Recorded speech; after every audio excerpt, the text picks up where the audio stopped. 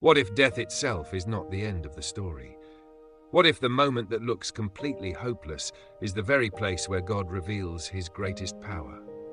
And what if a voice spoken outside a tomb could change the way humanity understands life forever?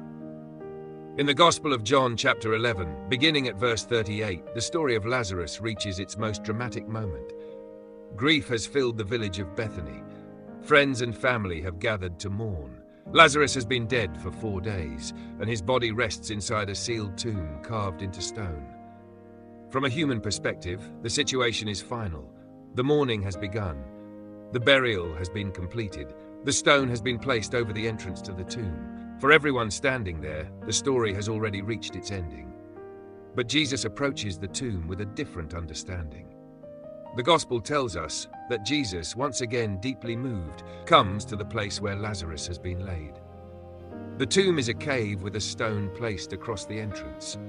Standing before it, Jesus gives a command that must have startled everyone present.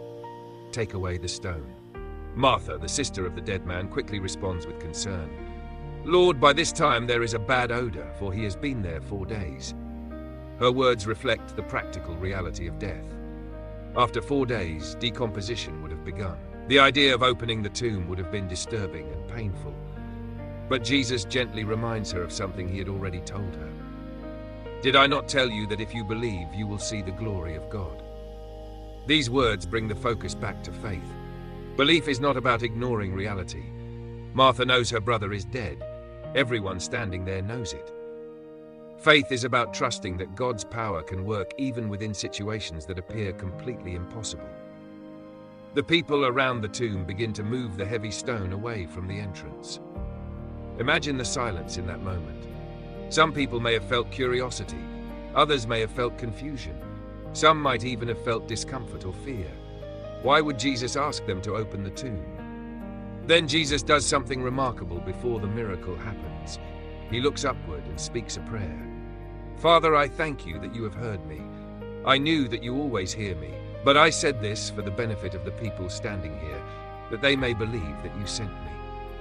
This prayer reveals something profound about the relationship between Jesus and the Father. Jesus does not perform miracles to impress people or to demonstrate personal power. Everything he does points toward God's purpose and glory. By praying aloud, he allows the crowd to witness that this moment is not about spectacle. It is about belief. It is about revealing that Jesus has been sent by God. Then comes one of the most powerful moments in the entire Gospel of John. Jesus calls out in a loud voice, "Lazarus, come out!" The command echoes across the hillside. It is directed not at the crowd, not at the mourners, but at the man who lies inside the tomb. And then something extraordinary happens. The Gospel records it in simple but astonishing words. The dead man came out. Lazarus emerges from the tomb.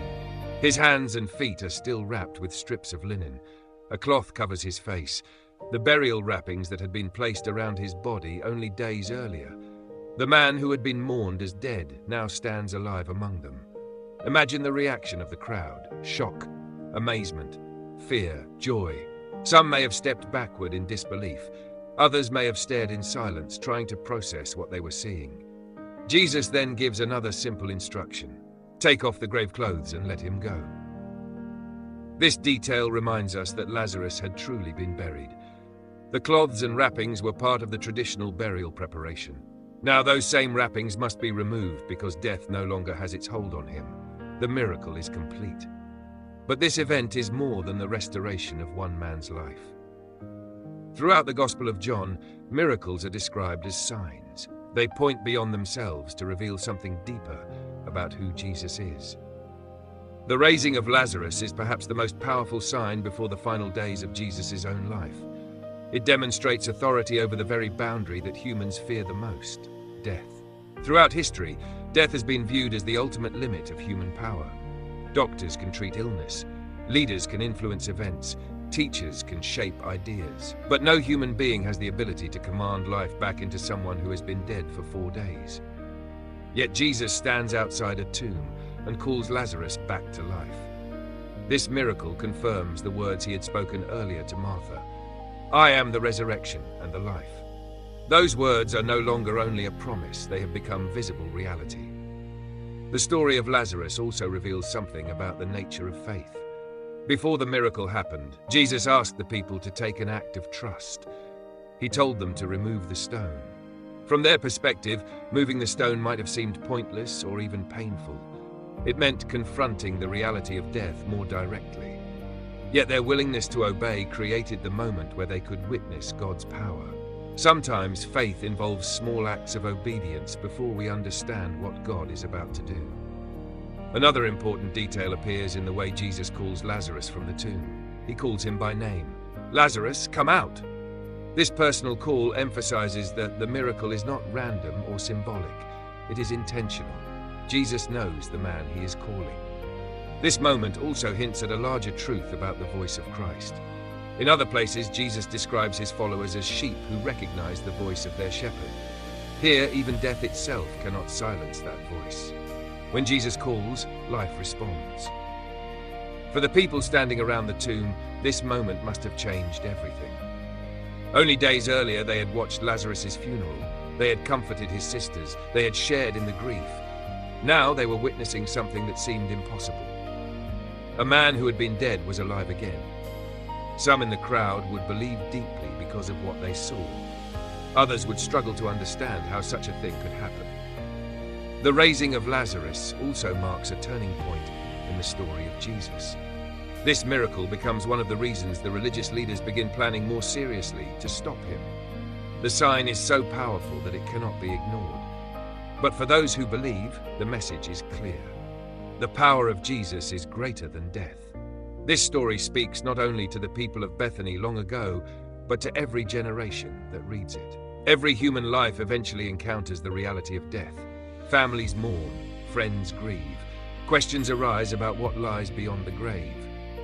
The miracle of Lazarus does not eliminate the experience of loss, but it transforms how believers understand it. It shows that death does not have the final word. Lazarus would one day die again because this miracle restored his earthly life. But the deeper message points towards something even greater. Jesus himself would soon face death. And unlike Lazarus, he would rise with a resurrection life that would never end. The voice that called Lazarus from the tomb would later conquer the grave in an even more powerful way. For Martha and Mary, the day that began in sorrow ended in amazement. The tomb that had symbolized loss became a place of revelation. Their grief was real. Their tears were genuine. But the presence of Jesus changed the story. This moment reminds us that even when circumstances appear final, God's power is not limited by what we see. Hope can appear where people least expect it. Life can emerge where everyone assumed only death remained. The command of Jesus at the tomb still echoes through history. "Lazarus, come out." It is a reminder that the voice of Christ carries authority over darkness, over despair, and even over death itself. And it invites every person who hears the story to consider what it means.